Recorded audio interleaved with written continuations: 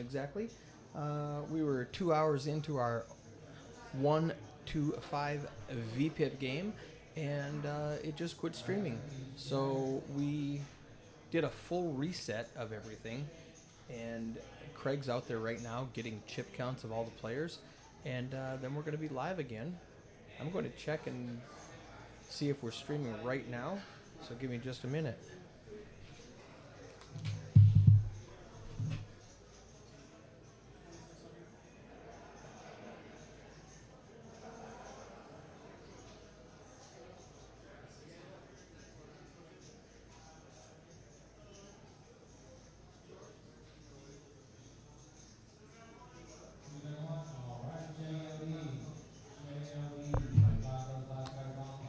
Okay, looks great.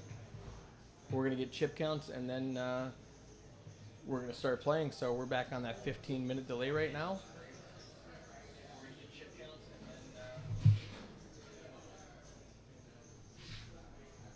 And that's it. Thanks for sticking with us. We'll see you in a little bit.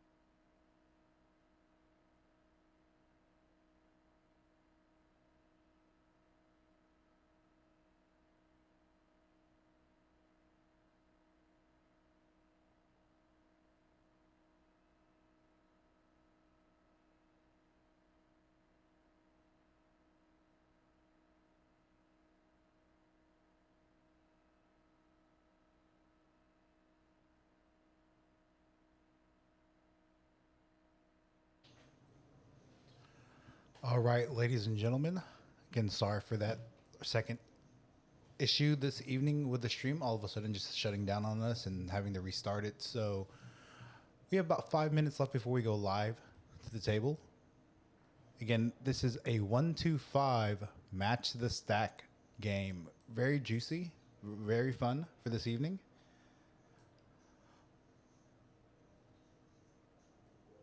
Upon the return of the live stream, we have two new players at the table. Mr. Shane Houth, one of the overnight managers here, as well as one of our players that plays on a daily basis here.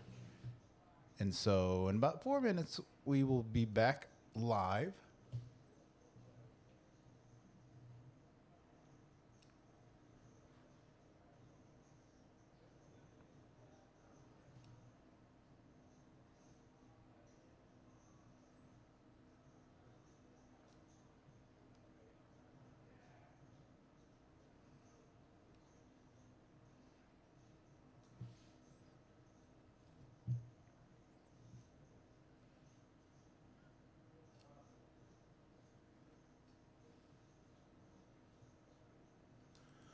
Hopefully, those of you that were tuning in early, we had a significant amount of viewers for this specific stream. Obviously, lost them with the cutoff of the stream, so hopefully we can get you guys back and girls back.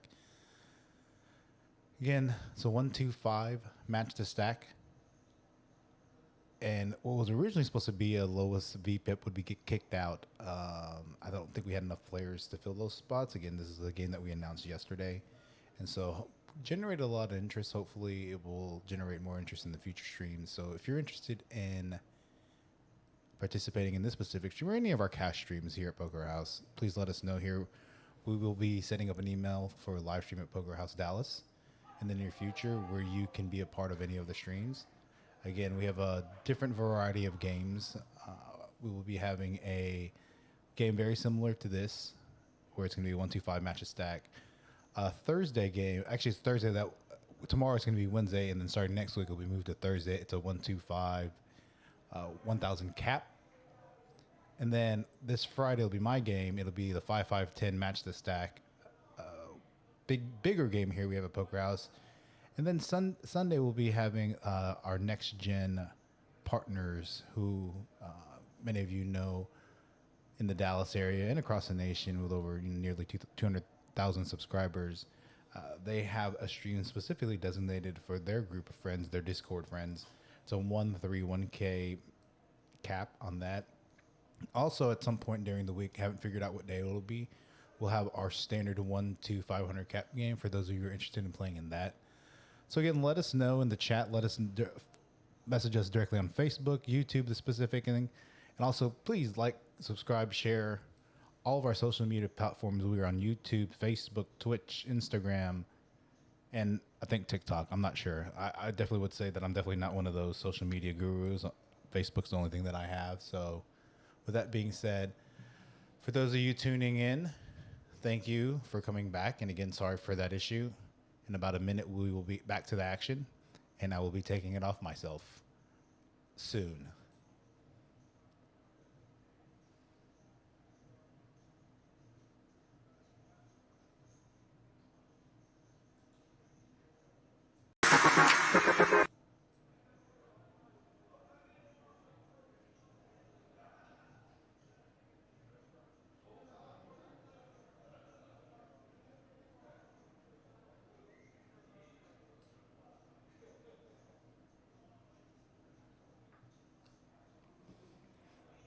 Just moments away.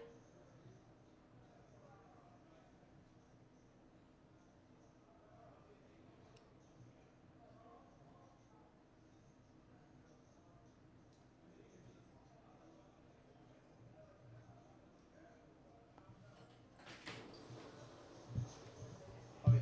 Okay. So 9 seconds, we should be live. So, I'll jump in here. yeah. How do we turn off? A little bit. You're not yelling anymore, Eric. My bad. All right. Turn this off. Turn these on. Okay. Hello, this is Eric Anderson. I'm in the broadcast booth right now. Part 2 of the stream. I've got Eddie in here with me, and we've got Craig is outside running Action Tracker, so I can test the stream and see why it restarted 2 hours into it. So you can see right now, 15 minutes ago, we restarted the stream, and Craig went out there and got an exact chip count of everybody at the table. So this is part 2. We are adding a new player. I think we had 2 new players, Mr. Shane Howarth in seat 5. I forgot his name. In the 6 seat? The 5 or 6 seat, yeah. Oh, Shane's in the 2. Or excuse me, Scott's in the 2. That's Shane. Shane Howarth. That's Shane Yeah. in the 2 seat? Yeah. Shane Vadim, Jeremy in the 4 seat. Mike told me his name was Scott. You're right. It is Shane. Thank you. Is that say Min family? Yep. Is that Min? Let me turn on the multi-stream chat so we can see everything. That's. Hey Min, are you in the? Okay, that is Min, in the. You using your family YouTube channel to watch us? All right. So yes, curious. It streamed perfectly for like 4 hours, no ads. There you baller. Pays for the family ad, or pays for the family YouTube channel, so he doesn't have to watch ads. So we streamed perfectly Sunday night with the next gen boys. Streamed a perfect 4 hours, and we tested it. Everything was great. This morning we came in here and tested. Everything was great, and then I streamed for about an hour and 45 minutes, and she died on me, and I don't know why. Interesting. So we'll go from here. We'll let Craig do Action Tracker for a little bit, and I'll stay in here with you. Table mics sound good. Thanks, man. Again, I've let them know the dynamics of this game, so it's been a pretty splashy game. Not too much analysis from our side, more just keeping the crowd entertained. That's always fun.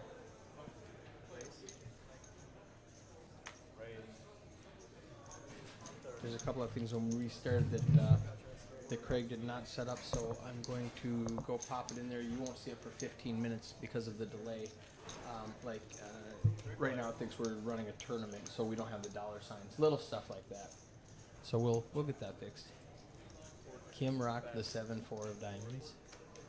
So yeah, it was a really fun game to watch with that stand-up game. Yeah, and that's something that really originated out of Austin at the Lodge, and they've kept it going, and something that's picked up around, in addition to the 7 deuce game. So yeah, I mean, I joked with the group text that Kim's playing really balanced, playing quad queens, showing people how to play quad queens and playing 7-4 diamonds. So that's a balanced range. GTO approved. So I missed the quad hand. Did she? She stacked. Pocket pair. Yeah, she had pocket queens, flop top set, turning quads, and the guy was open ended. Oh. And Drawing dead. Did he? Yeah, she checked him and he jammed, and then she said the turn was a bad card for you. You're pretty much just drawing dead. Well, that's fun. And while Eric's in here testing some of the potential issues that we had, I'll be providing the commentary. So Kim, with the chip lead with 4.2K and Rick 3.6, not surprising that one of those two, if not both of them, are towards the top of the leaderboard.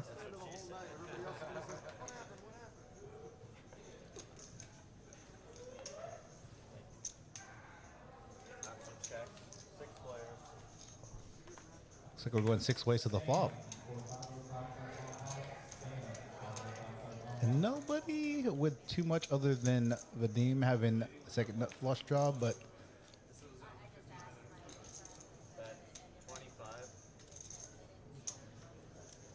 You see the whole stand-up game? Brutal. That's court. And you did miss the stand-up game. no, we had the stand-up game. You missed the end of it. Oh no. So Vadim actually won, and Old Man in the 9 seed ended up paying everybody.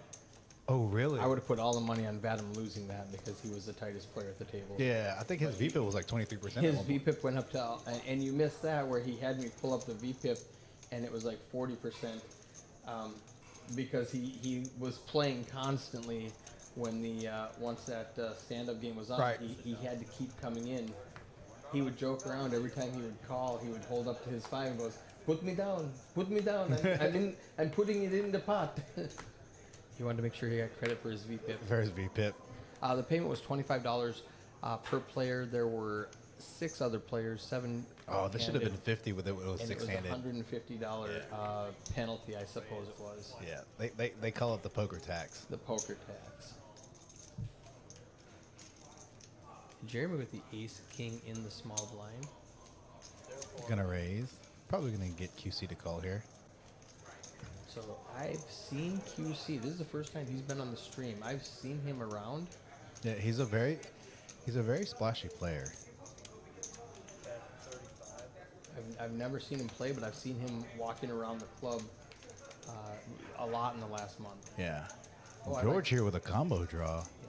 He's got the gutter with a queen and any spade. Sizable bet, sizable raise. Definitely gonna call here. Gonna probably push QC out of the pot. So Jeremy made it 35. QC calls with 9-7 bottom pair. George raises it to 135. Jeremy calls. I don't expect QC to call, and he does. With bottom pair. That is splashy. This is a really scary turn card. Now pairs the board. Yep. Brings in some potential full houses.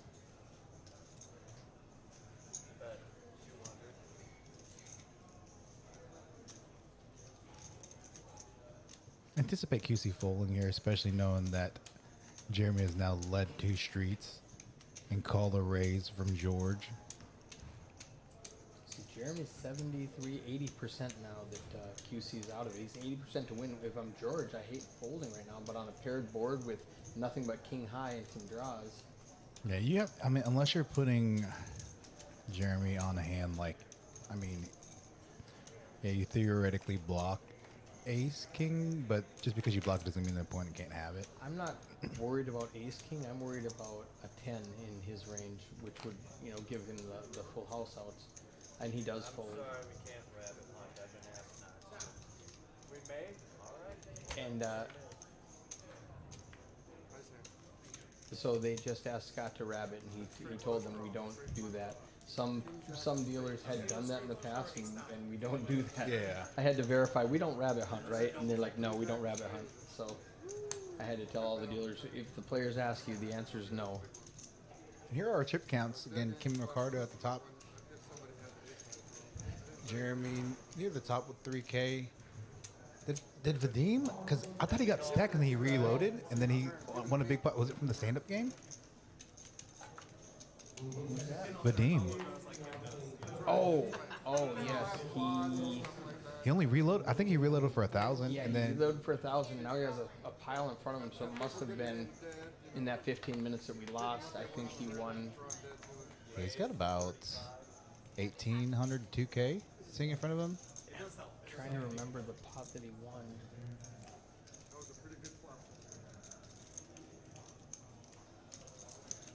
Ace Queen is nice. Yeah, that was 15 minutes ago. We're going to be stuck on this view for 15 minutes from when we restarted and we didn't hit go right away. Okay.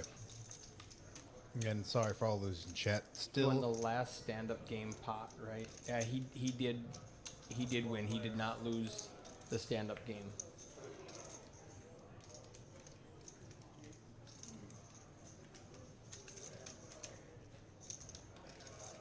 All right, see now here.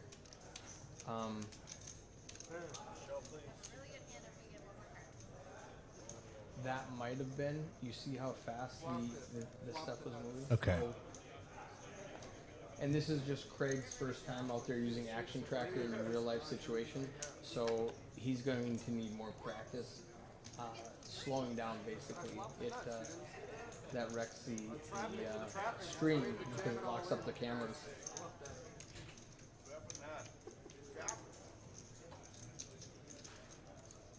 hard to get a pair, Kim. You know that. We got a bunch of people watching, and Min is the only one talking to us. Yeah, if you're in the chat, come on, join in on the chat. Somebody say hi. And again, for those of you, it was supposed to be a 1-2-5 match to stack with the lowest VPIP getting out, but we only ended up getting about 9 to 10 players, and a couple people busted early on and didn't reload. We didn't have an alternate list like we thought we were going to. Yeah. But it was, we had like 1 day notice. Yeah, literally it was like about 24-hour notice. I came out with this yesterday and said, hey, this is a great idea. Because Razor Piggy, our normal great game on Tuesday that you know and love, he couldn't make it, so we didn't want a dead night. Right. So I said, I got an idea. Let's have a small game. Hayden says, what's up, Eric? Thank you, Hayden. How do you like that lady in the 1 seat? Just crushing these guys. She alright. She's alright. I don't know. She alright. Playing a balanced range with queens and 7-4 diamonds. GTO proof Hayden. So I think this will catch on, and next week we're going to have 2 tables. Yeah. And it's really exciting. Hayden is coming next week? Question mark? Hayden would have been if there was enough players and Hayden was on the table, Hayden would have got booted out by now. Sorry, Bubba. I'm just kidding. Got to get that VPIP up. Of course, I'm pretty sure Kim's leading VPIP. I think earlier on, I think it was George, but then he got short stack, and then Kim got a big stack. Off a little bit. He backed off a little bit, and I think she was pushing close to like 75%. Yeah, she's wrecking souls as usual. I first got to have Kim on the stream in Houston. Yep. 2 years ago.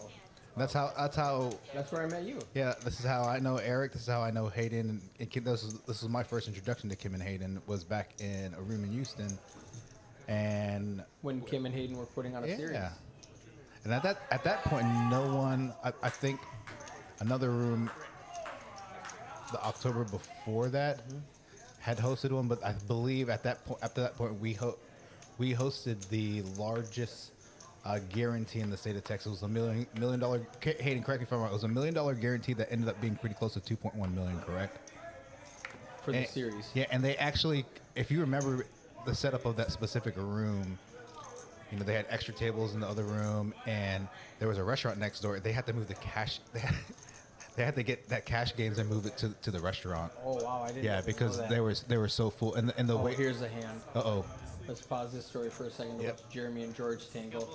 They're both deep. George has almost 2,000. Jeremy close to 3. Tens against kings. Now, if you're a short stack and you have hands like this, you know, if this was like a 1-2 game or $500 stacks, you know, all the money's going. Oh my goodness! Wow! Oh wow! So we got QQ against 10-10 against KK. I don't see a situation where all the money doesn't get in. Old man only has 651. Yeah, he's in. All in. Jeremy, he's sweating now. He raises. George 3-bets him, and old man shoves. He's like, oh, he did get rid of the 10s. He would have lost if old man didn't shove on him. He would have probably shoved over George. And I think this hand played out the way it was going to play out. Yeah. I think he got lucky.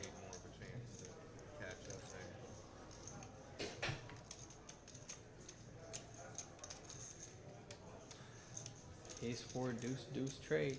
Yeah, when you see a 3-bet, I think Jeremy opened and then George 3-bet, and then you see a 4-bet rip for a guy.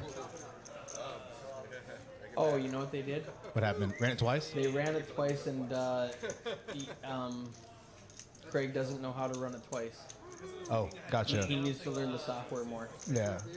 And one of the things I think we need to do is, I think I mentioned it to you and a couple other people. Overhead I think, cam. Yeah, with the overhead cam, and then getting about 6 to 8 people trained on the action tracker. Oh yes. That is the goal. I'm doing training to get more people on the action tracker, so that I don't have to be the only person out there. So that when I have to troubleshoot the equipment or to see what most of the equipment, when you hear the commentator say there's a technical difficulty or we have, it's usually not technical difficulties. It's usually 90% of the time user error. I got you. Where we're doing something wrong, and that's why we have to train better. Yeah, and that's the thing. So I literally just know how to use the mics. So I definitely need to familiarize myself with the software and even the action tracker too. So just Yeah. we have a rotation of people going in and out. So Yes, I've trained multiple dealers now, so that we can actually have. how many dealers you have trained? About 15 to 20 now. Yeah, Okay, that's perfect. At first they didn't necessarily want to, because it's a lot more difficult Yeah. to stream, to deal on the stream than just to deal out in the game room, where you can talk, you can goof around, you Yeah. can have a good time. Here it's all business. Every Right. hand, you can't mess up. Everything has to be perfect. And like Min says, Action Tracker is so important. Yeah, Action Tracker is It's the the most important part. 100%. You can stream without commentators. Yep. You have enough dealers, you can, but if you don't have the action tracker, then the stream makes no sense. Yeah, Action Tracker is the most important part of that process. And I just need to train more people. And it can't be just show them how to do it and they go, okay, cool, got it. Yeah, we need to do You some know, practice They have runs. to do it. They have to know run it twice. I have to know how to do that. And I messed up. How do I move this button? Oh, this guy straddled. I need to properly do that. I don't know if you noticed, like some places, when there's a straddle, instead of properly putting it in as a straddle, they just go, okay, raise to 10, raise to 20. Right. Now it looks like a 3-bet when it's just a straddle and a double straddle. And the pot's correct, the money's correct, but it doesn't look, oh wow, Kim, that's how good she is. She just flops everybody dead. Dang, Hayden, On I need the some of button. that Kim run good. No one's going to call, unfortunately. She bets 15 and everybody folds. Nothing like flopping a boat and getting no value. Nothing. She's up over 4K. Ricardo right behind her with 3,500. Jeremy at 29. George at 25. Shane at just under 1,000. His buy-in, and Old Man down to 577. And George, if I remember, George had gotten felted, and then I think he rebought for 700. I think he added on. Yeah. When he got felted, he bought 7. So he's got it back up to 2.5K over the last 20-30 minutes. So good for him.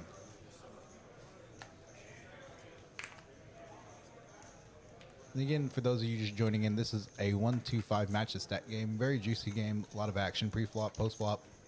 So when I said 1, 2, 5, I meant 3 blinds. 3 blinds, yeah. 1, with 2, a 5. auto straddle. And around here, 1, 2, 5 means it's a 1-2 game, and if you want to call, you call for 5. Yeah. And that's the 1, 2, 5. And I said, no, I want to make it 3 blinds, 1, Yeah. 2, 5. With the mandatory straddle. Under the gun doesn't have the option. It's a 1, and that's how I advertise it. So that's what we end up doing. Old Man's got the best flush draw. Kim doesn't have much of this board, and Shane's got second pair. If he doesn't believe anybody has a queen right now.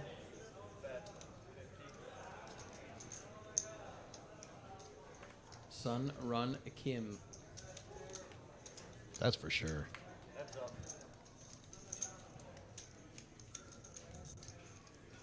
And Matt in the 9th seat, turning additional equity, with now pairs of board to go along with his flush draw. I would have liked to seen him raise there. Yeah. See, so Old Man 3 bets to 25 pre-flop, Yeah. and Shane just calls. That was a nice little pot, $363. It could have gotten bigger. Right. Obviously, even turning a club, that's a hand that so many cards on the turn improve him. I would have liked to seen him barrel the flop and then barrel the turn. And even with that queening in there, that's a hand you can triple barrel. I would have triple barreled, but I also probably would have got felted too. With so. with the flush draw? Yeah. With him, if he was, again, I wasn't paying attention to the pre-flop action. I go Rick with pocket kings in this hand, under the gun +1. So should I change his name to Rick, or is it Ricardo? Because on his card it's Yeah. Ricardo. Uh-oh, here we go. Oh, and again, kings against tens. This time the Old Man is he's still behind. He only calls the 30 this time. He's a little gun shy, I think. Jeremy 4 bets to 150 with Queen Jack suited. Does Ricardo pop it or call it? He's gonna I pop it. pop it. What, make it 300? More 400? Well, you have the guy behind you, so I can see making it maybe You know what I 450, 500. Yeah, this is old man's only got 400, so you put him all in. Re-raise 320. 320 makes it small. Okay. That's what I was gonna say. Yeah. I wanna make it just a min bet, because old man's either committed or he's folding. It doesn't Yeah. matter what he does. He's only got 400, and let Jeremy. I think if old man and old man folds. It's he's gun shy after Yeah. losing all that money with queens. Jeremy does call, and he's in bad shape with 2 undercards. And again, Rick having all the relevant blockers with the king of diamonds and also pocket kings double blocking Jeremy's with straight draws. So obviously this is a board. Again, with this specific board, based on this being a 4-bet pot, this Ricardo has all the overpairs. Obviously with pocket kings, definitely has the range and the nut advantage with this specific flop. 700 in the pot. How much do you bet? I think he folded it probably 300. Yeah, I was gonna say 300. You want to? Half pot bet. Yeah, with a small board like that, you know that Jeremy 3-betting out of the small blind and then flatting the 4-bet. That's a board that's not gonna hit his, 3-bet. What's that? Since we cheated them out of that, let's let it go for at least a half hour. As soon as you asked how much he had, I didn't even think about that. I should have think about that too. That was Craig popped into the booth to say it's 9 o'clock. Do we shut her down or keep going? And I said let's keep it going. So because we've actually only got about 15 minutes of screen time Right. now. The other half of that 37 minutes was just counting down the clock. And I actually asked Kim to come into the booth after the stream is done. I love that. So I love that. Hey, looks like not much of a hand here. QC raises and Kim folds the 9-4 suited. Let's talk a little bit about that satellite going on. 60 entries. yeah, so 60. Yeah, 12 more people advance to the $500 buy-in. $150,000 guarantee. I'm predicting closer to 300. yeah. I'm thinking it's gonna be in the 250, 300K range. October 20th, 21st, 22nd, 6 starting flights. It's Danielle's birthday bash, and it's going to be a great event. Yeah, and I think with that summer bash for the 100K, with doubling that, I think everyone has seen how successfully of a tournament you guys can run here. Yeah. And so for you to guys kind of up the stakes, making a 150K guarantee and even increasing marginally the buy-in. Well, we went from 420 to 500. Yeah, Just- so that's a good price it's an point. Easy one. QC with the queens and Chill Bill with King Jack suited. Yeah, and I could see, he's definitely, Oh, it's been 15 minutes. Our cameras are fixed now. yeah.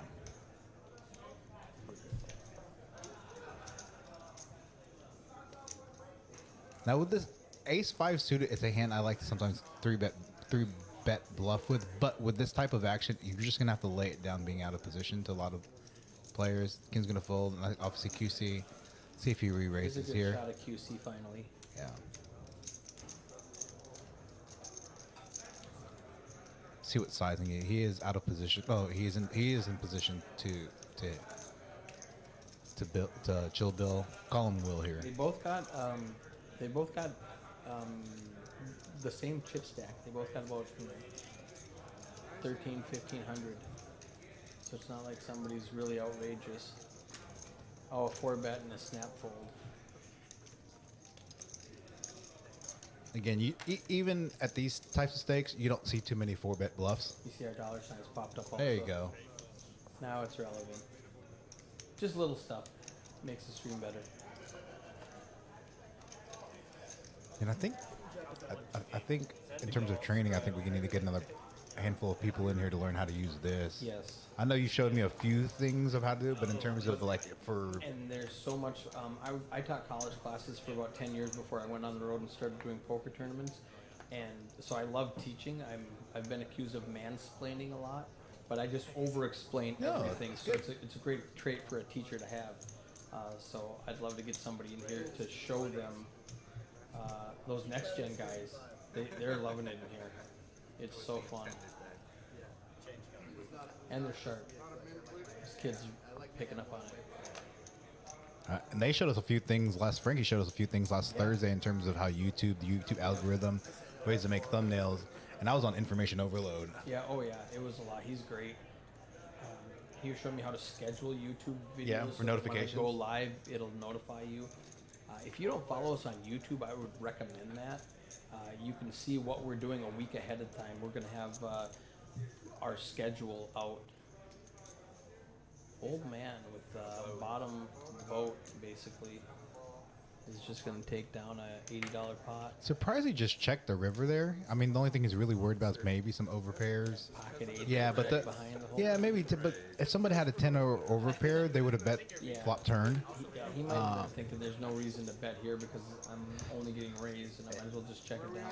And here's the thing: he had a really, really good chip stack at the start of the stream, and he's lost a significant portion of the stack. Sometimes when you lose a lot of your portion of your stack, mentally, you should probably make a play, but you're just a little gun shy. you get a little gun shy, and you're kind of concerned. Okay, does somebody have a 10 here? Does somebody have overpair? Am I getting trapped again? Yeah, am I He got getting trapped trapped? with those queens against Yeah. He didn't get trapped. It was just coolered, but.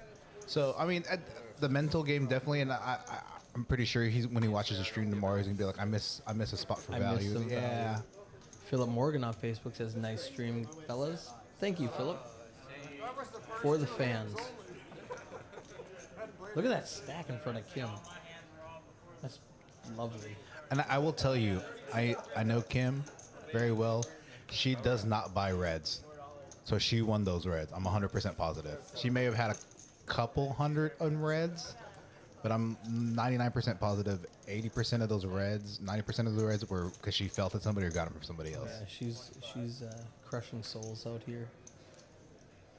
It's okay. Hayden, when you play next week, you're going to crush souls too, okay? Oh, can we make a friendly bet? Oh, what's the friendly bet? So, she bought in for 1,000. She's up around 4,000. But I think she added on though. Did she add on something? Yeah, she Did she dip a little bit and add on? yeah. Okay. Or maybe she didn't even dip, but somebody won a big pot and she wanted to cover them. Okay, so Kim's always going to match. I say, not always match stack. Depending on Right. the players that their respective stack, she's generally going to try to match a stack. Right. So let's find out what she bought in for, what she cashes out for. That will tell us her profit. And then next week, where's Hayden at? I think Hayden. Well, if for the 5-5-10, I don't know. Hayden, are you playing the 5-5-10 game Friday, or is Kim playing the 5-5-10 game Friday? Oh, that's right. We're not doing the 1-2-5 VPIP game. We can, but I mean, No, we want baby needs diapers. a lot of diapers. Interesting board texture here, both with flush draws and QC with turning top pair with a better flush draw. So if Adam's got a double gut, he needs a jack or a 7. The 7 of spades will give him a straight flush. He misses everything, and QC just wins it with top Yeah, pair. I think he's just going to check back. Yeah. Because he's so excited about getting a flush, one pair doesn't feel very good. Yeah. And especially with the board pairing on the river, you can't feel too good. You can't feel too good with your queen and he's got the high queen with five. with a 5 kicker. So you definitely have enough showdown value just to check back. There's no reason to bet for value. agree. Because the one thing you would hate, especially when you have the best hand, obviously he didn't know he had the best hand, is for you to make a thin value bet and then you get They raised. pile. That's like the worst thing ever. That's a big leak I found in my game is not going for value bets for that reason Yeah. because I was afraid of getting raised. And sometimes that's one of the things I'm working on. One of, value betting hands on the river when people call down light. Hand I have ace king flop is ace, and they're calling down with a weaker ace. I'm like, maybe they have 2 pair or whatever, and I just miss value. You just check behind and Yeah, you're I mean, happy to pick up the barrel, pot. I'll barrel 2 streets, and then I'll just check. If I'm in position, I'll just check river, and Or check call. Yeah, check call, and I have the best hand the whole time. So Georgia pocket 5s, you're gonna 3 bet to. Rick. Wow. Scott stealing coolers on the stream. Yeah.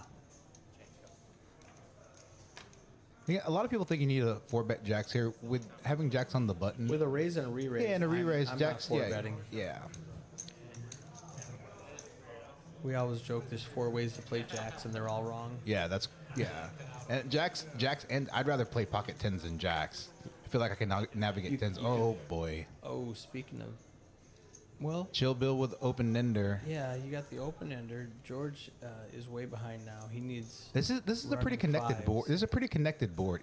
You know, Expect Ricardo to lead out 150. Yeah, I was a good- gonna it's say good- a it's a- pot size bet. It's a little light, like 3/4.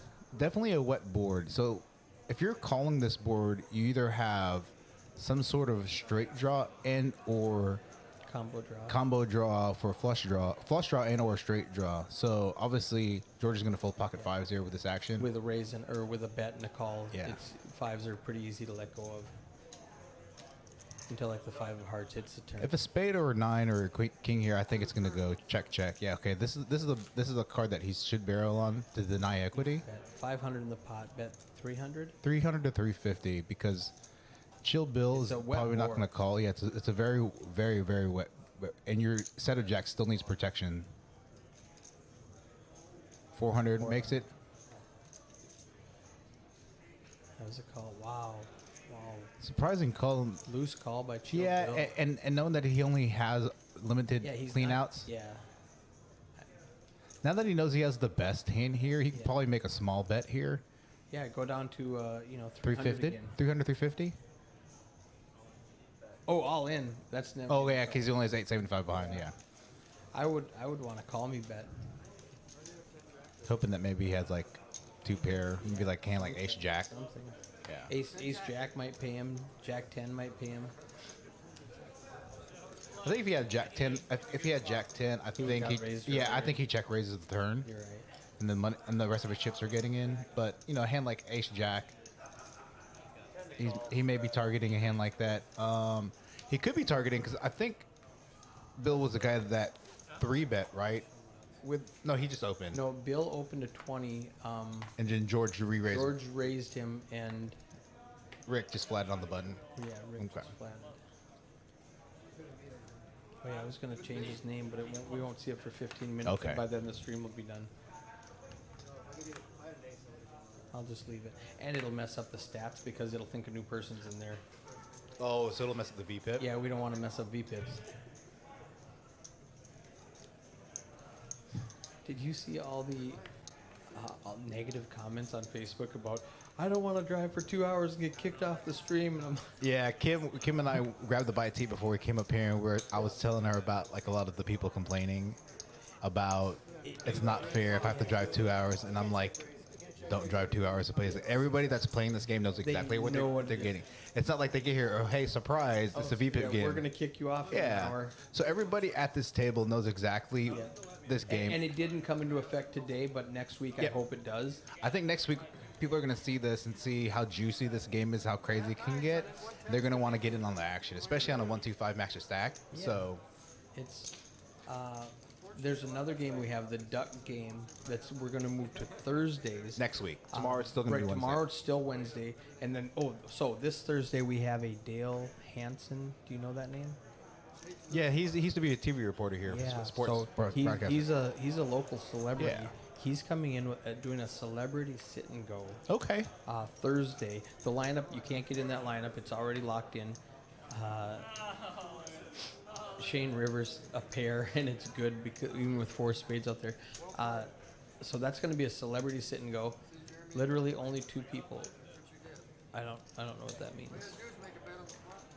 Yeah, but I don't know what that means either. Oh, so it's going to be a sit and go with a bunch of people who are not poker. A couple of them are poker players, but Dale will be in here, and a few people who don't expect high quality plays on Okay. Thursday. Expect a bunch of good stories from Dale. I'll tell you what. Some of those are the fun. Those are the funnest It's games. super fun to watch. It'll be fun.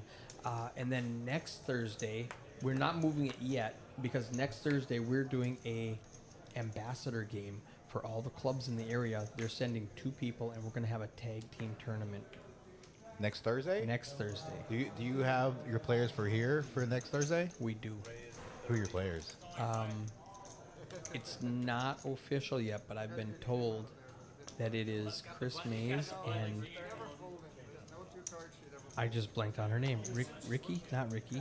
Randy. Randy. Okay. Randy and Kim. Excuse me. Randy and Chris. Yeah. I'm just blanking on names. I'm So reading. it's gonna be 2 teams. It'll be no. They're a team. They're a tag team. Okay. So what they'll do is they'll play for. Oh, speaking of tag teams, Saturday. All right. Let me just stick on one thread first. Let's look at this hand.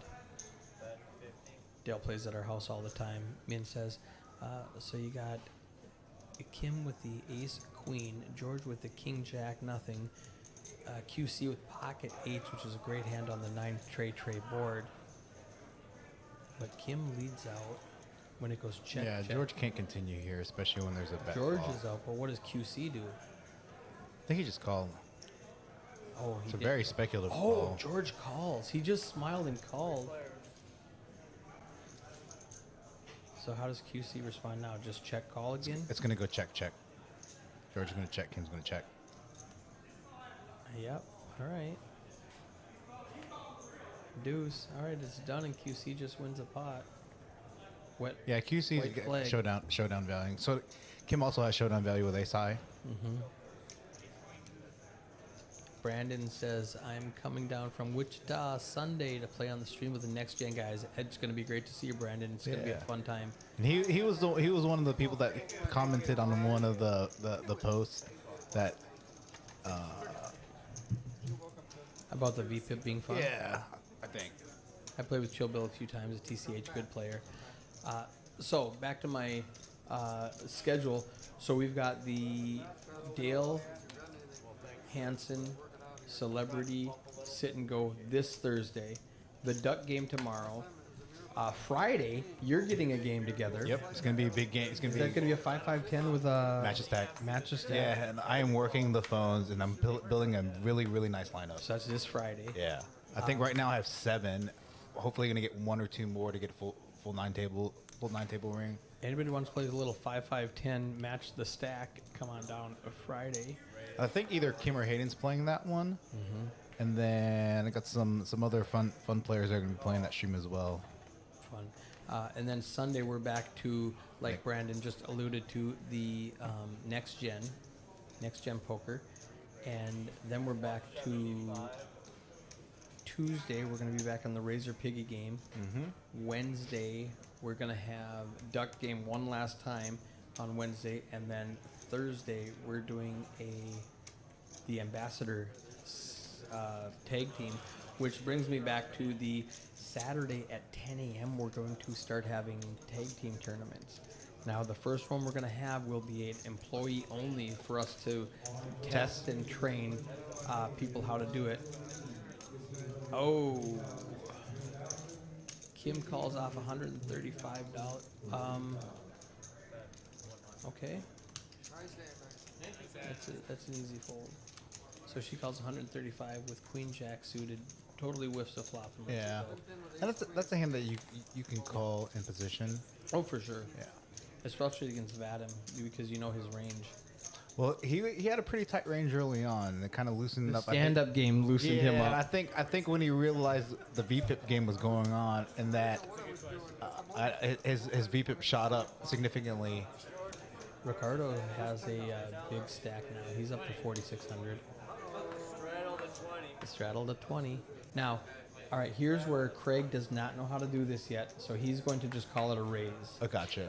So George is under the gun.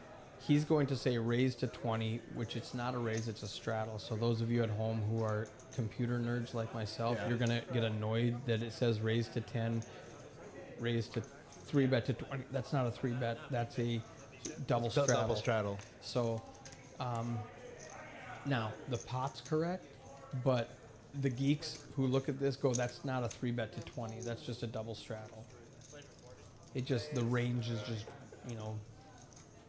tilts you. Yeah, I got him. You said play for 20 over. I got you. He played for 20. So Saturday we're going to do an employee only $125 buy-in. Sounds fun. Tag team tournament, and after we do it just with the employees, the following week we're going to open it up to the public, and so bring a partner, $125 per player. So it's 250. yeah, basically it's, if you've never played a tag team, it's 2 tournaments that go on at the same time independently of each other, and at break when registration closes, you take your stack with the other stack and combined. So if you bust out, that's an interesting dynamic. Usually tag teams like, WSOP tag team, they have to play an orbit before a certain level or whatnot. Tag in and out. Mm-hmm. But that's interesting. so it's basically two. It's the red tournament and the blue tournament. So if you bust out, let's say you're in the red tournament, you bust out, you have to rebuy. You don't have to. You can sit around and wait till your partner builds up a stack, and then on break you bring your 0 chips to his stack, and then you continue the tournament with that stack. Now, if you're my partner, you're gonna rebuy because you're not bringing nothing to the party. I want. I can't you to play rebuy. this Saturday, but I'm definitely gonna play next Saturday because that sounds really fun. It is. I gotta find a decent enough partner to play that. Tag teams are so fun. I'm super excited to bring this, and that's something we're working on a series after the birthday bash. We're working on a series for in the future, and that's one of the events we're gonna have. But these here at Poker House Dallas has not done it before. Yeah. So they said, show me how to do it, and then we'll start doing it. I think that's a great Saturday morning, small buy-in Saturday morning, 10 o'clock tournament to have. And so that's what we're doing. Yeah, no, when we were hosting the original Summer Bash tournament, we were talking about some suggestions about potentially hosting a series at some point in the future. We got some feedback. Obviously, like a kickoff event and the main event. Yep. Like a seniors event, a tag team event, PLO event. Ladies event? Yeah, ladies event. Somebody said like a horse. Yep. A short deck. Short deck or a triple mix. We are adding short deck to Saturday night also, and we're streaming the final table of the short deck tournament. That sounds like fun. And short deck. Well, let's watch this hand play out. Now Jack 10 was already folded, so Chill Bill is drawing to slim outs. So we're 2 ways to the flop. Heads up. We are now. Oh no, Ricardo just picks it up. He picks up a nice little pot there. He grabs $106. A lot of dead money in there, yeah. Yeah. So short deck, you take out the deuce tray, 4 and 5. Flush beats full house. Mm-hmm. Everything else is the same. Yeah, and the wheel is ace 6, 7, 8, 9. Right. So a lot of people don't know that. I totally. It's the high. It's a high and a low. Yeah, I didn't even look at it. Yeah. When I was playing, I totally spaced that. Oh, if I have an ace 6, I've got a straight draw. Yeah. Or whatever. Or the 6, 7. I totally didn't even think about it. Old man with a real hand here under the gun with the ace and the king of hearts. And again, one of the downsides of having a short stack, when you're opening, people know that you're not light, knowing that you have a short Right. stack. So again, all these, oh wow, chill build. I think all the money's going in between old man and chill bill. Yep, for sure. Yep, Unfortunately, a king's dead. There's a lot of dead money out Yeah, there. probably gonna make it 170. Yeah, and look for old man to rejam. Yeah, he's for sure going to 413. Both fold. Behind, all in for 433. Jeremy. Yeah. So running it twice. Now again, they're going to run twice. Craig needs to learn how to do that with the software. So we're What are you doing? I have to work a little bit tomorrow. What are you doing tomorrow? tomorrow. Well, my wife is visiting. She's still in town? She's in town till Saturday. Okay. I left this morning at 9 o'clock and told her I'd be right back. And you haven't gone back? It's only been 12 hours. Whoops. I mean, you get used to it when you're married. Yeah. Because I just I get locked in. So she, I think he did run it twice there. I think he might have. I'm not sure what Yeah. he did, but He did it correctly. showed old man. Well, Spiking a king on, on the second what he board. might have done is he might have done something different. We'll see what old man's chip stack is right now because it should be what did he get it all in for 400. 463, I think. Was the So number. if he did it right, he should have like the 470 again. If he did it wrong, he'll have like 900 because he won the second one.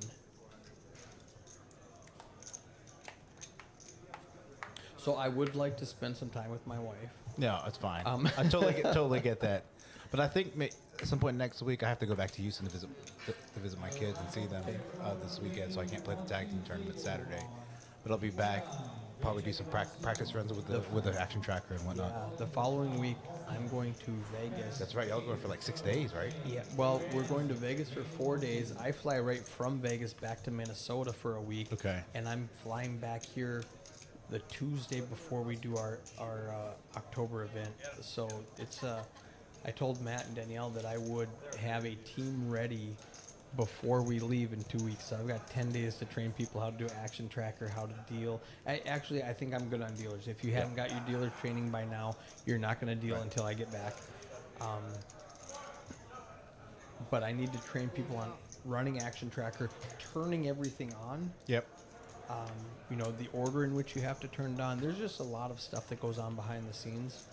Not to pat myself on the back, but there's a lot of stuff that we do that, you know, you just don't appreciate because you just look at the stream, everything's good, you're going, of course it is. Oh, Chilla got all his chips and is going to get called. Yeah. He's all in.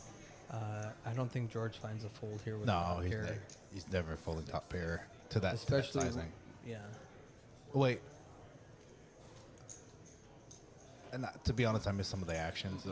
My guess is, so on the flop, George bets 75, Chill Bill calls. On the turn, George bets 250, Chill Bill's all in for 267. My guess is, since this is taking so long, that's not what actually is happening. The chip stacks are wrong. Yeah. Because if it's only 17 to call, he's snap calling. Yeah. Right. Yeah, so it's something else. He might have maybe he didn't bet 250. Yeah, I don't think George's stack is correct because it looks like he only has 1,000 in his stack at most. Five black chips, 500 in green. So Chill Bill's all in. He's probably all in for way more than 267, Right. which is making George think. Maybe on Sunday when I'll be back Sunday we can run because I don't think we stream on Sunday except for the next gen guys. The next gen guys. But that'll be good practice though. Do a practice Sunday's cash. perfect because I'm driving my wife to the airport. Oh no! Get out now. I think we're on season 5. To the airport on Saturday. But is George gonna find a fold here? I mean, maybe he has 1,000. You know what? Here's what might have happened, because the graphics are in the way, so I can't see. Maybe Chill Bill bought in for $1,000. Yeah. Or something, and it never got updated. Okay, we're gonna hear it right now. I think Netflix jumped on it at the right time because of the pandemic. Because everybody was streaming. Everybody was watching. It was good. So he pulled in the bet. Scott's one of the best dealers. Yeah, they did. And that He was does back call. in like 19 or 20. Well, I think it was 19. Might have been. Did you say call? Oh, I'm sorry. I have two pairs. He said I have 2 pair, run it twice. Call here. Twice. It was king, queen. Yeah, I didn't think George would ever fold it. They are gonna run. Yeah, Yeah, there's he those threw more- another yeah. $400 in there. So Chill Bill did have way more chips than what was on the screen. That's what made the Yeah. decision. Told you. I'm gonna play a fucking shitty hand. Don't play those hands, he says. Paraphrasing. Yeah. So they either they ran it twice and Chill Bill won them both. I think that's exactly what happened. Okay. So we'll see if that 3 of diamonds turns into a different card, and it doesn't. So we're not sure what happened. So No, the only miracle that's been performed is your ability to die. I have 2 pair. Do you want to run it twice? That was like one word. I have 2 pair. Do you want to run it twice? Maybe like Sunday and Monday we can do like a training day on that. Love it. track. I'd love it. I would. What I want to do is get about, all of the dealers who are already qualified to do it.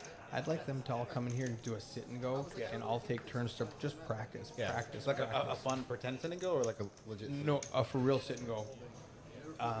When it's for fun, people play stupid. It's like and they it's like a don't- free roll tournament. Exactly, and so That's why I don't play free roll tournament. I don't even care if it's $20. Just a little $20 thing, so that they'll play. My man Ryan Yannick, he's up in. Where you at, Ryan? Are you in North Dakota, Montana? He's up in those cold states. He is. He would love these games. I can't wait till he comes to Dallas and plays. Yeah, I won't worry about that.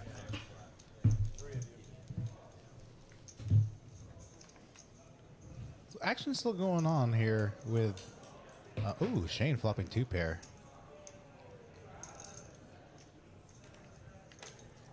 George has bottom pair. That's 125. It's a pretty decent sizing to 157. Yeah, that's a big bet. It's about 80% pot. I mean, it is a slightly connected board in terms of some straight draws. I mean, not when you came in pre-flop. You don't have a lot Yeah. of 8-9s in your range. Maybe trying to. Yeah. He just wanted to pick up maybe he saw how splashy these guys were. Ryan says, just got back from Minneapolis. I'm North Dakota, going back to Minneapolis for the weekend Fall Poker Classic at Canterbury. Yeah, that is a great event. If you're in the Minnesota area, hit up Canterbury for their Fall Poker Classic. They are great. Really good card room.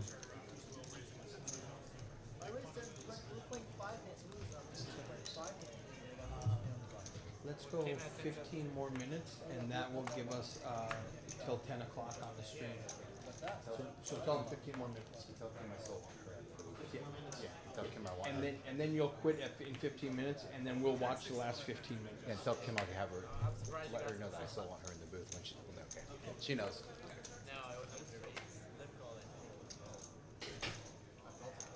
How often y'all stream? Interested in playing one time? We actually, I think we're going to try to stream 5 to 6 days a week. We're streaming constantly. We have a new schedule up. It just depends on what stakes do you want to stream. If you want to stream a 1-3-5 game like we're doing tonight, if you want to stream a 5-5-10 game like we normally do on Friday and Tuesdays, normally on Tuesdays. Ricardo flops trips. Yeah. And Still, it's a pretty connected board. George has a gut straight draw. shot. Yeah, straight draws, flush draws. flush draws out there. I'm afraid of the flush draw if I'm Ricardo, so I'm betting big on a $93 pot, maybe $40, $50, 30. Scales down a little bit. Okay, so he down bets. Okay, that's a really bad card. It's bad. Shane's got top pair now. Now, with that being said, Ricardo has open ender, so he's probably going to try to target. Yeah, he's going to probably target a hand like Ace Jack. 100. Exactly. I like that bet. Probably Shane's going to peel one street off. Oh wow, Shane's got 3 pair, which is no good against Ricardo's trips. Yeah, I'll again, bet he's you- blocking full houses, blocking king queen. So I could see him making a pretty sizable bet. Yeah, 250 value size bet, 250 to Does full. Shane raise or call? No, he's just a call. You can't ever raise on this board. Without a full house or a straight, you can never raise on this board. So bets for value about 250 to 425, just slightly over half pot. Yeah, so little belts in terms of the games that we stream here at Poker House, like Eric said, different variety of stakes. This one particular is a 1-2-5 match the stack. We're probably gonna try to run this game fairly often. Again, this was a game that was supposed to be where the lowest VPIP player gets booted after 1 hour, and that every hour the lowest VPIP or lowest 2 players VPIP gets booted. But we didn't have enough players. Again, we just announced this specific game yesterday, not more than 24 hours ago. There's a 5-5-10 game that's going to be playing either Tuesday or Fridays here. It's a match of stack game. I think it'd be nice if we get like a standard 1-2-500 game just to get some players that would normally not get a chance to play on a live stream. So the game that we run the most here in terms of inside the room itself is a 1-2 where the cap is 500. So that's a game we'll probably try to run maybe once every couple weeks. I like that idea. And then we are streaming Katie's game, which is a $100 buy-in tournament every Wednesday. And they get 50 to 60 players in that. So we stream the final table of that. That's nice. And various other final tables from like sometimes on Saturday, like it's either going to be the final table for our short deck tournament or a final table for our $280 $7,500 guarantee. The only game that's really tough to get on is the Sunday with the next gen boards. You have to be a part of their Discord group in order to get on that stream. But if you were to be through Patreon, do one of their monthly subscriptions. I think they have monthly subscriptions of $5, $10, $25, and depending on your monthly level, so to speak, you have an opportunity they run to play. that attendance game. So they run the list for that, and that's a good one. So Saturday I will be it'll be my last day with Kristen here, so I won't be streaming anything this Saturday. Okay. They can do it without me. Yeah. I have to go back to Houston probably. I'm gonna try to go back to Houston Sunday, Monday. QC surprisingly playing again. I'm not saying this game is too big for him, but on the 1-2 game, he's very, very splashy. So for him to be playing pretty passive on this table, I think he's not used to playing these kind of stakes. And to be honest, he hasn't played against a lot of these players. I was going to say it's not so much the stakes he's Yeah. afraid of, but he's probably not used to people playing back at him like this. Yeah. You know, if you're playing your standard 1-2 game, there's not a lot of 4-betting pre-flop. And, you know, players like Rick, Kim, and Jeremy don't play on a regular basis, so you don't have a lot of information on them. And when you don't have information on players with the two biggest stacks, you know, Right. it's kind Tread of lightly. Now, with that being said, he flops pretty much the world on this board, flopping trip aces. Surprisingly, he checks. Okay, I think he's gonna probably lead out for value here, and there's a lot. Oh, old That- man's got a royal flush draw. Yeah, and this is a interesting turn card because it brings in a lot of backdoor equity hands that on the flop maybe some again flush draws, some straight draws. All right, if I'm old man with $800 and the nut flush draw, and then we just Yeah, you can't call, but with the paired board here with with the royal flush draw, especially when QC was leading in the 4 players, right. you have to definitely put him on an ace, right? Yeah, so that's it could Old be a man brick. improves, but it's not good. Yeah. Now he does have showdown value, so let's see what sizing QC uses on the river here. 277 in the pot. What do you think? 125? 125, 150 to value a king or a queen. 100 scales way down. Yeah. Good size. Specifically trying to target a king or a queen. Does old man go for it? I don't think he. Yeah, and I think here you're gonna have to potentially fold here because he checks flop and bets turn and river when a king's out there and he barrels 2 streets. Oh, old man is not a believer. It looks like he's. I fold. Yeah, I think he's just gonna have to fold here. Yeah. He's like, I hit that draw on the turn. Two of spades one time, one time, one time. 8 of spades one time, he says.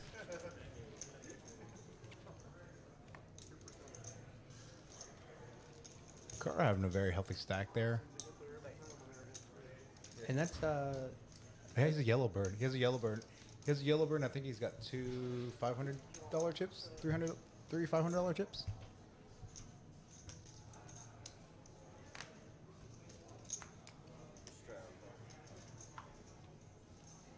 And Eric, do we have a live stream email set up yet for those of No, we've talked about it we for are over. creating one. Okay. We had a little manager meeting last night, and we created a new domain called Poker House Live. That's a great idea. The people who had originally set up Poker House Dallas or the Poker House, You're talking about the original website? yeah, the original website, and it hasn't been updated because there have been a lot of staff improvements, and somewhere along the way, somebody doesn't know how to access that website. So I'm not positive what happened. I'm a recent addition, only been here a month. But if you've been around for the last month, you can see a lot of the changes that I've implemented in the tournaments and in the stream and stuff like that. But they don't have access to the website. So I said, let's just make a new website, Poker House Live, and so that will be coming. QC with top set. Definitely needs to bet this board. It's a pretty connected board, even though there's no flush. There's a lot of straight draws there. You don't want to see any face cards anymore. Surprisingly small bet, down bet. That like you were talking about, this it might be the standard bet in his 1-2 game that he plays. Jeremy calls with he's got bad intentions. I think he's got a size up here. Yeah. 150 to 175.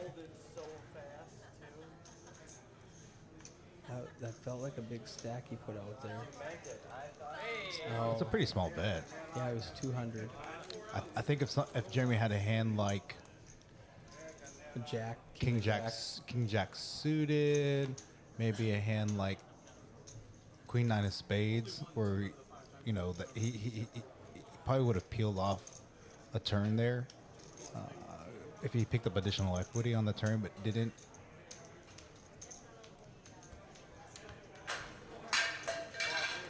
So do you know old man?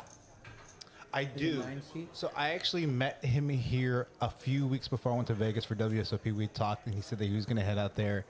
And he hit me up while I was in Vegas, and when he got to Vegas, and we spent some time together, hung out a little bit. And in Vegas during this WSOP, he took two trip stints out there, so hung out with him both times. He texted me because I told him, "Hey, pay attention to this stream." Texted me, asked if he can get a seat today. I said, "More than likely, can get you a seat, depending if you get there. If you get there at a reasonable time, Right. you're probably gonna get there." So A lot of diamonds are being folded right now, if you're noticing. Shane 3 bets it to 120. that's all. It's gonna fold all the way around. Yeah. Gonna pick up some dead money though. Yeah, Pick quite a up bit. $80 to $100 in dead money. Yeah, 68. $68, yeah. Oh, Kim calls. Oh, this. See, so she's beating ace, queen, king, queen, all that stuff. Does she get sticky right here? I don't think she gets sticky here. That size, with that sizing That's a right big there. bet. It's a It's a big- good bet by Shane. Whereas QC was betting 100 into a 300 pot, Shane ramps it up to almost a full pot size bet. He goes 200 into the 288. She does get sticky. Oh, 4 or a 5. They're all live. Yeah, he just piles and she lets it go. He shows the jacks.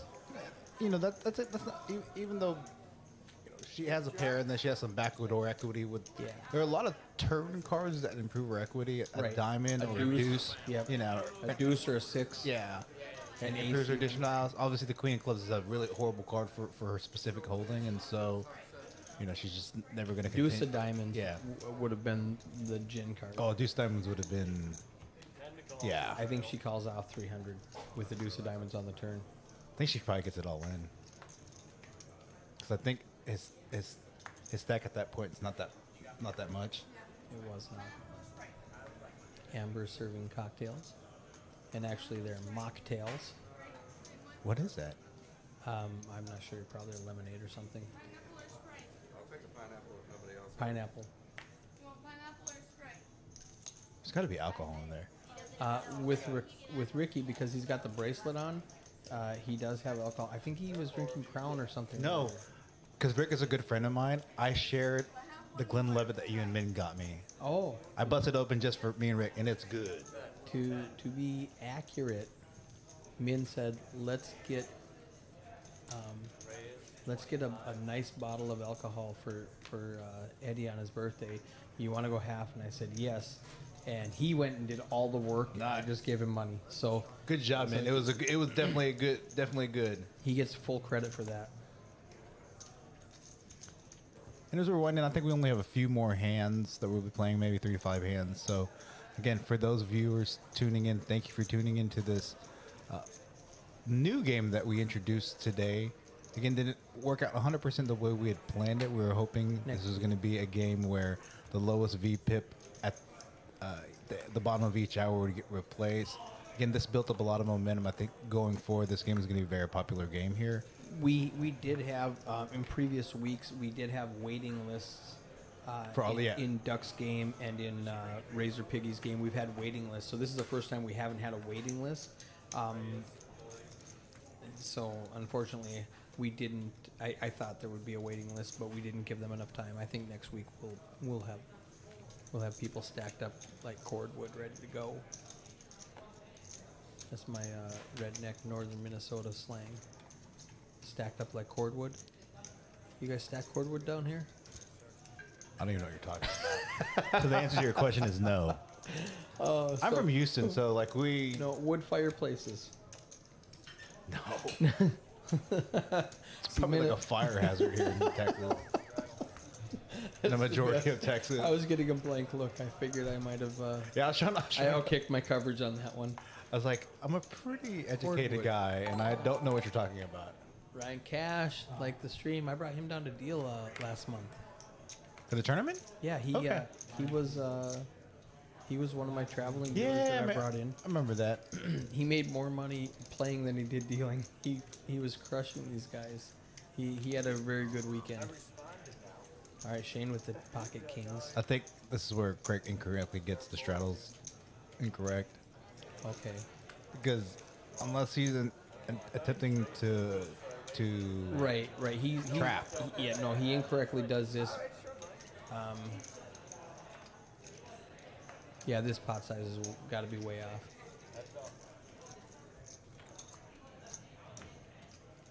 What a horrible flop for 2 kings. he's gonna check back. Yeah. And George calls with bottom pair. I'm quite sure the action on that hand was incorrect. Yeah. Again, that's something It's we're something new we have to practice. Yeah. For those of you still tuning in, we're gonna have Miss Kim Stone in the booth at the conclusion. So hang tight. Yep. I wouldn't have if I had an ace. Yep, they're going to be done pretty soon. And then we have, after they're done playing, we've got 15 more minutes to watch. And that's when Kim will come in here. 10 to call, straddle. I didn't even want to call the pre-flop. Poker House Dallas has liked the stream. I hope they would like their own stream. We like the stream. And he says, looking good. Is that Chris Mays? That is Chris Mays running the Poker House. Poker House ambassador Chris Mays. Come play his $200 tournament on Thursdays. We upped the buy-in and got rid of the add-on at break. I love that. I am not a add-on. It's nothing against Chris Mays or anything. No, not at all. Any I'm just not an add-on tournament. I so I don't mind a satellite $10 add-on for the Yeah, staff at the something like beginning. that. Right. Yeah. But I don't like the At the break. surprise add-on. Right. And it's not a surprise because it's advertised, but if you think I'm coming to play a $160 tournament and you budget your bankroll and you come in here and you play, and Chris is saying I totally agree. And then you make it to break and you're like, oh, you look around and you're like right at that average stack and you're going, okay, this is perfect. And then everybody pulls out another $80. You're Yeah. like, whoa, I didn't budget for that. I also think it incentivizes some players to play well before the break, knowing that they can add They on. can just build it up, right? So Yeah. So Chris and I talked about it. if I were to play well and I have the chip, I have the chip lead. And all of a sudden everybody catches up. Yeah, like I'm still behind because everybody's adding chips on. And now And so you have I'm to do it. I'm forced to add on. That's Chris and I talked about that a couple weeks ago, and he said, "Can we just get rid of that and increase the buy-in?" And I said, "I love that idea, Chris." So that's what we did. We made it. We went from a 160 with an 80 buy-in to just a flat 200. That's perfect. And no add-on. For the record, Chris, that's the only reason I haven't played your tournament. It's nothing against you. It's just the add-on. But now You're we're going to be playing the back Thursday. Yeah, I'm gonna play the Thursday tournament. I just again, I just don't want to play add-on tournament. I agree. And we all agree. It's something that was held over from old school Yeah. poker to try to build the prize pool. And I had some people going, no, I like the add-ons. It builds the prize pool. And I'm like, I can build the prize pool somewhere else. I think an add-on. I think an add-on tournament. If you're gonna do an add-on tournament, is like a free roll. Yeah. And that's pretty standard on a free roll where you Where can. they have to build a prize pool for Yeah. something. Right. So on a free roll, you give Look X at amount that of sexy chips. stack in front of Ricky. By X amount of chips, and then you can add on at the beginning and then add on at the break. I'm told that makes sense, and I'm okay with that. Again, I only Typically play. smaller buy-in. Right, tournaments, right. Like $20 buy-in tournaments. Jeremy with the ace king suited.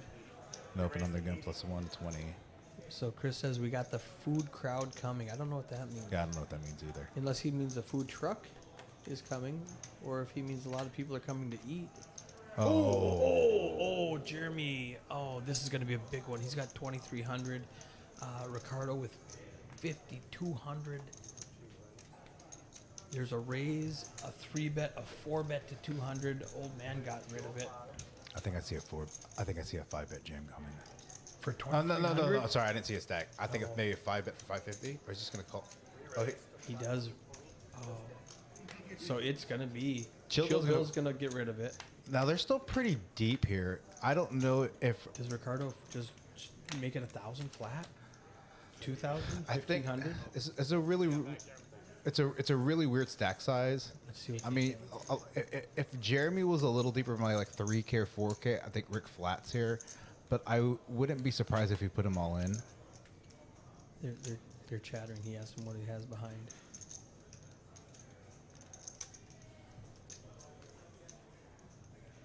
This is an awkward stack size. I mean, Jeremy's Yeah. Jeremy's obviously Rick has him extremely covered, but from a stack to pot ratio on the flop and where there was a remaining stack, because you know, what do you want to make it? Like 900 and just kind of min raise it and force him to put his chips in, or just rip it right here? I just rip it right now. After a 5-bet, I'm just like, okay, let's get it in.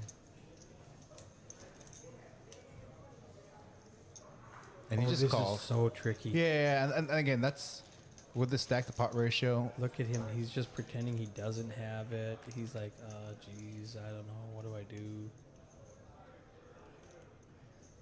Oh, Wow, that's an interesting flop. he needs a jack. He's going to represent. There's only 2 jacks left. 2 of them have been folded. Oh, were 2 jacks already folded? Yeah, the jack of spades. And up in the top right corner, the faded ones have been folded. And again, this is a standard size bet, about quarter pot on a 4-bet, 5-bet pot. Yeah. Now the chips are more than likely, unless jack So comes in. it might not have been a 5-bet. It might have been this raised to 20 Yeah. was probably Oh a my straddle. goodness. Oh, wow. He needs a king to chop it. Oh, sick. Sick. I don't think Ricardo could have played that any better. And he's just going to get punished. If he finds a fold button, does he have... He doesn't like that jack. No, because he could be up against queens, jacks, ace, king. Yeah. Does he find a fold button? And that's such a value heavy bet right there on the turn. Betting 600 in the 1.7. Because you know he's going to jam. You're not going to take that sizing without the intention of jamming the river. Jeremy started with super aggressive, super splashy, and then he settled down for a while. Does Ricky think that this is still the splashy Jeremy trying to steal it? Oh, wow, just calls. He doesn't love this at all. This is such a bad spot. Yeah. Now a king beats him, ace, king. That's actually a really good card for Rick, because now he can really, really, really get away from this hand. Yeah, I agree. All in, Ricardo. It's $900, and he's getting. I mean, yeah, calling 900 to win. Yeah, he's getting 4 to 1 to call. Kim is in the booth with us. Yeah, Miss Kimberly Stone is in the booth with us. Hey, when I announced that you were coming in the booth, like the viewership jumped up. This is such a sick hand. Yes, ma'am. They can get in. Oh, he does fold. Wow, you have ace king right there. He says. All right. Yeah. How you do that, man? Yeah, I kind of thought it. I'm going to. You're on camera now. I'm gonna pop this up, and I say, I'm gonna let you guys finish off the last 15 minutes. even if you didn't have it, perfect. I'll get out of here. Eric. I love having the camera on here. So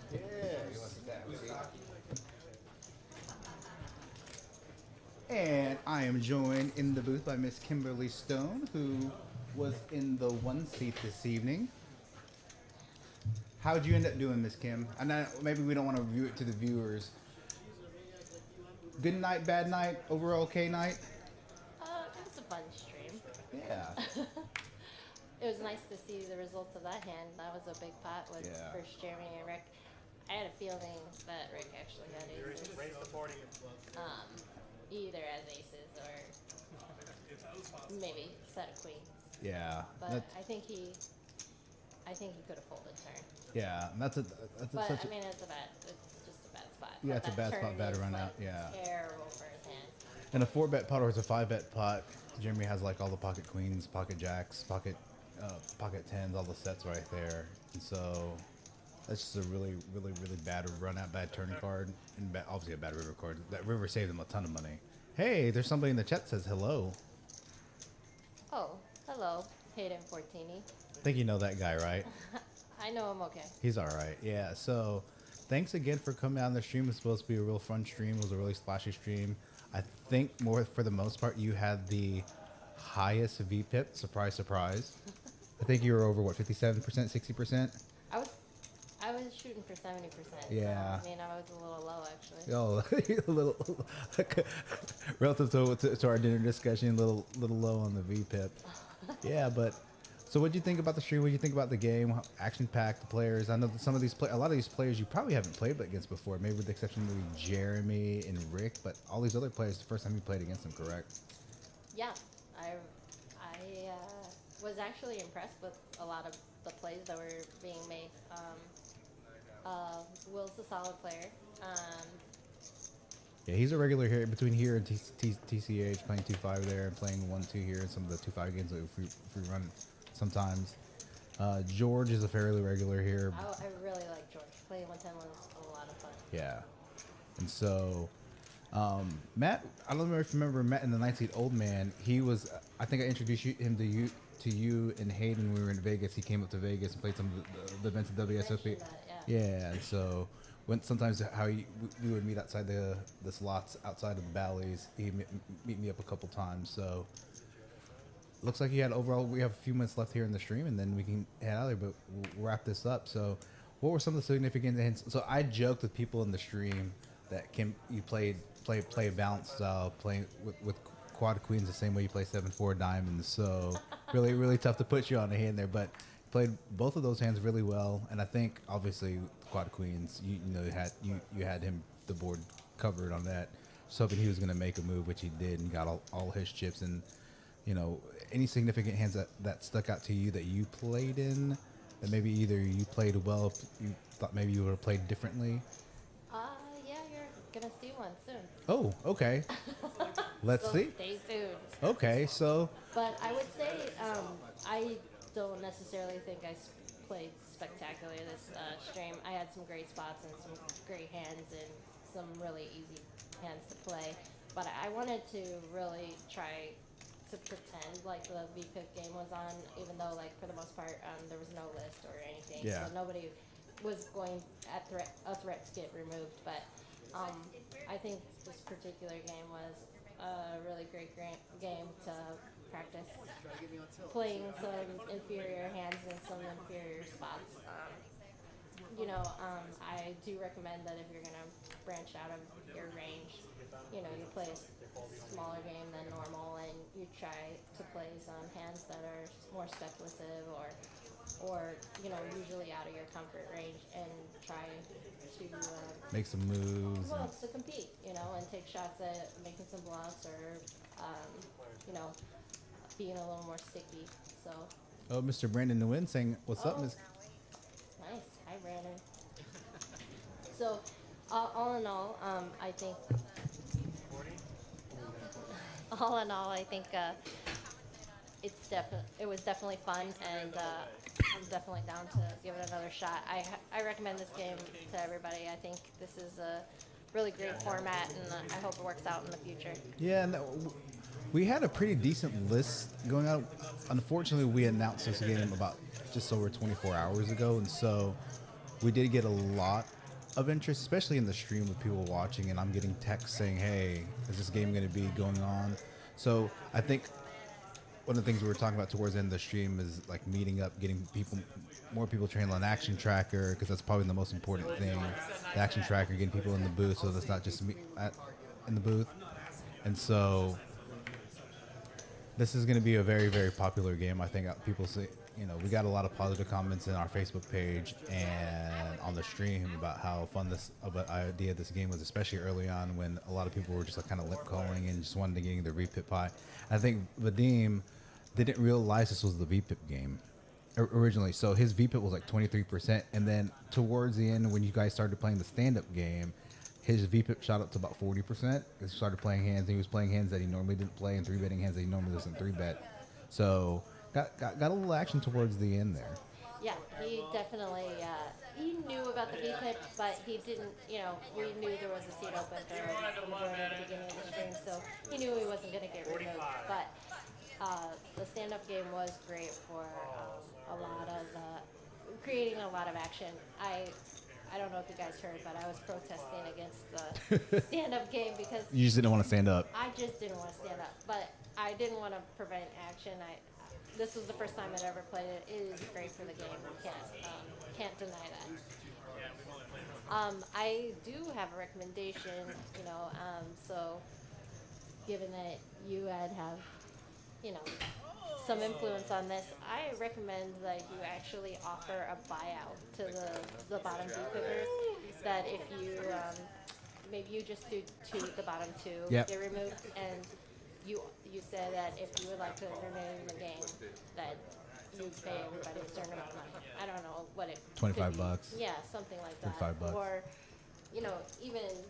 That's an interesting 15 twist. or 20, because I do think that it would be sad if you're like stuck in the game and the game is really juicy that you get removed. But if you were willing to like pay for the right to maintain your seat in a good game, I think that should be allowed. I like that. I actually like that idea a lot. It's a very interesting twist to this game that Eric and I had talked about doing.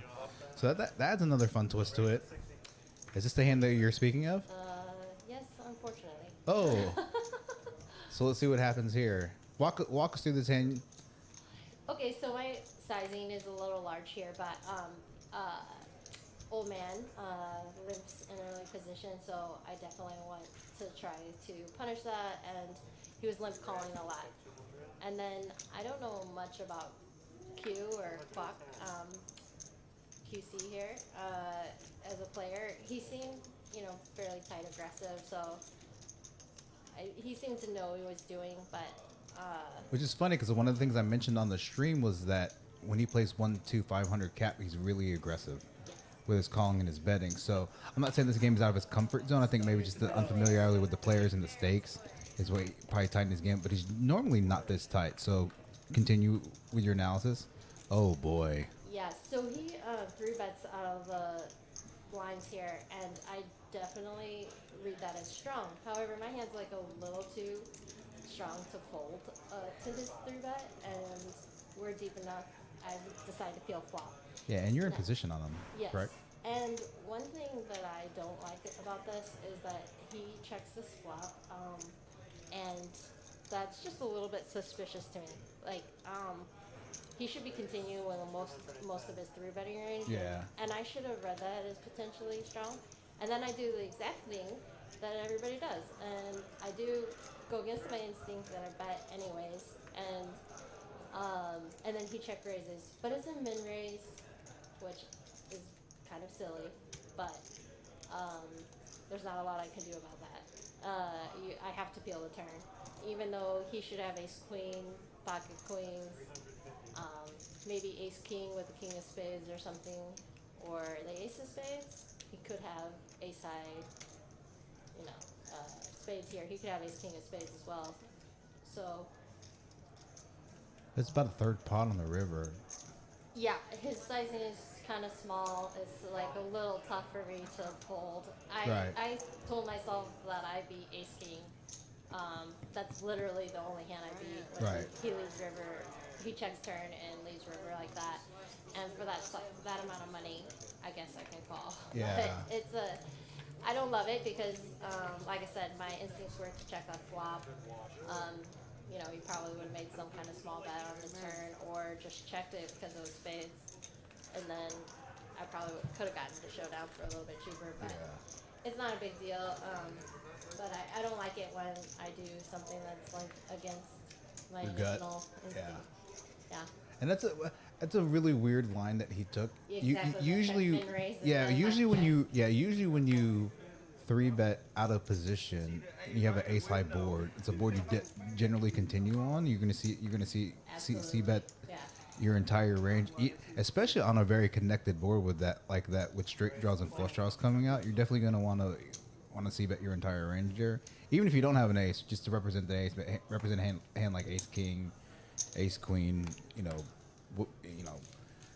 those types of hands. And so for him to check min raise you, I'm pretty sure at some of the games that you play, you generally don't see that typical line. No, it definitely was a weird line, but I think it was fine. He just he fought very strong and he tried to get trappy, which he did. I mean, it worked out for him, but $40. I would have continued that hand with all my ace high spades, and he gives me like a fantastic price with that, And, With a check min raise yeah, and then check. and then You both check turn, correct? yes, and then he he falls into the trap of like having to call twice. Right. Out of position with essentially a hand that's, very strong. So, but I think that this is the last hand, so And I think you're getting ready to walk into this. If that's the last hand, so I should have the cumulative totals. One of the things I think once I move to this side of the other stream, I'll have more control over. you need to press some buttons. Do I need to press some buttons? Probably, but I'm not going to because I'm not sure what buttons to press yet. Maybe this button. That's to rotate the camera. So usually if I'm on that seat, I'm controlling the camera. So, and it always Sorry tell about that. no. It's every time I tell the viewers if the camera's stuck, it's on me because I'm in control of the camera. But when I'm in the driver's seat over here, I usually have control of all this stuff. That's a lot of stuff that I don't still understand, other than adjusting the volume and the sound effects and things of that nature and mute buttons.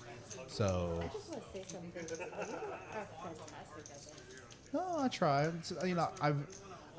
I've only been in the booth probably a total of maybe 10 to 15 times now, and so every day I try to get. Every time I'm in the booth, I try to get better.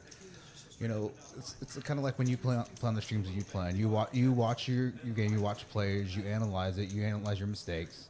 So I try to go back and I watch my streams, and listen to myself and find ways that I can.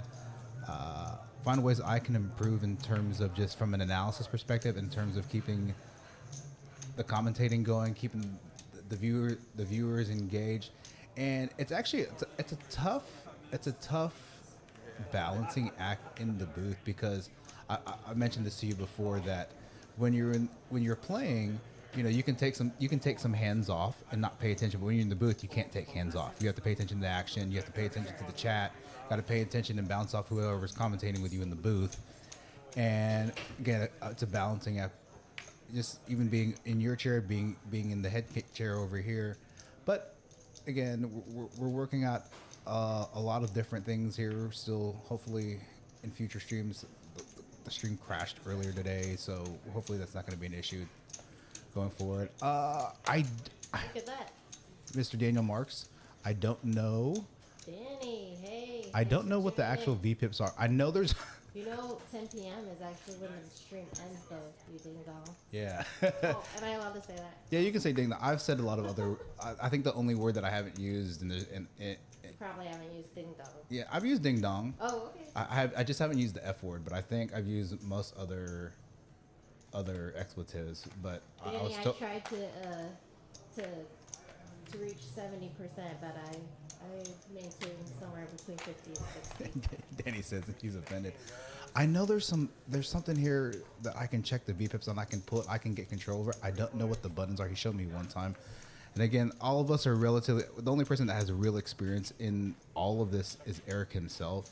So all of us are learning live stream action tracker, commentating in the booth, dealing. So this is all new experience for probably 95% of everybody here at Poker House. So again, we've only been live streaming now. This is probably about a month of live streaming. Took a couple weeks off after the Summer Bash 100K, and so again, one of the things we want to do here is going to try to. Brandon, I don't even know if you guys still have jackets. Appreciate it, Dane. I may just have to stop playing because I'm not as good at poker as I am in the booth. So I try to keep things fun and engaging in the booth. But I'm listening to your voice in the headphones, and it's spot on. I try to sound soothing. Try to very soothing. Try to be analytical. And again, it's so fun being in the booth. It's something I originally just volunteered to do during the tournament. And fortunately, and this is no brag, that I got a lot of positive feedback from the tournament that they asked me to commentate that whole tournament series, and I've just been getting a lot of requests to commentate in the booth. And so I was, you know what? It's fun. I still get my. Hot in here. It's actually what's really funny is it's generally never hot in here. It's usually ridiculously cold in here, which is why I wore long sleeve today in jeans. It's already melting. Yeah, and I had to step out because I'm what's it called? Kim looks lost. Well, Kim's not used to looking at a camera either, so that's a camera. So yeah, we're not used to staring at the. I'm used to staring at the camera. So maybe Danny, if you play the game, we can get you in the booth too, and maybe get you out of your comfort zone. And Danny's gonna be excommunicated often for his VPIP stuff. yeah. So Danny, you probably couldn't play in this game because your VP is going to be below 20%. I'm probably guessing. So What you do can get on the think alternate lowest list. What's that? What do you think the lowest VPIP was? Eric, do you know what the lowest VPIP was? Can you put up the VPIP statistics? Not anymore. I mean, if I did, it would be in 15 minutes. You'd see it because of the Got delay. I gotcha. Like these guys are all playing with a regular deck of cards Yeah. They now. weren't watching it. So yeah, the stream got done a few hands ago. I So- think the lowest VPIP was in the high 28s, low 30s, right? It was really. Yeah, probably low 30s.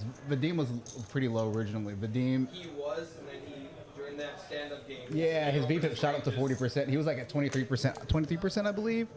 I think some of the lower VPIPs were that I know for a while it was you and Rick had the highest VPIP, but you also had the biggest chip stack as well. So it made it more interesting that I don't even know if I won. I think you you did. probably lost a little bit. Maybe, did you? Yeah, I on that mean, last hand. yeah, especially from that last hand. But I mean, you definitely got max value on quad queens. You got max value on that 7-4 diamonds hand. So Yeah. All right. I was hoping when you had Jack 6 suited, I was like, please play that hand. Please play that hand because there's an inside joke with a few hands in a closer group.